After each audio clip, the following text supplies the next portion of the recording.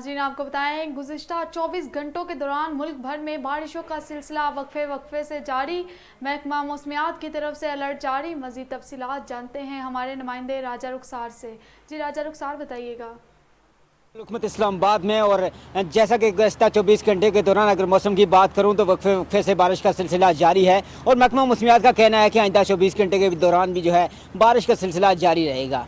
अगर बात करता चलूँ कश्मीर और दीगर पहाड़ी इलाकों की, तो वहाँ पे लैंड स्लाइडिंग का खतरा है और कहा जा रहा है कि गुज़श्ता 24 घंटे के दौरान वहाँ भी जो है सख्त हवाओं के साथ बारिश का सिलसिला जारी रहा है।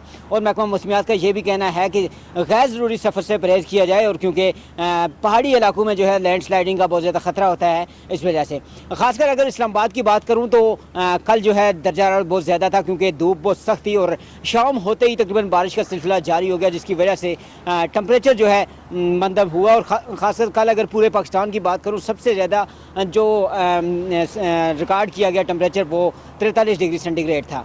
और आज की अगर बात करें तो पूरे मुल्क में तकरीबन जो है मौसम खुशगवार हो चुका है और शहरियों के चेहरे में खिलखिलाहट आ चुकी है।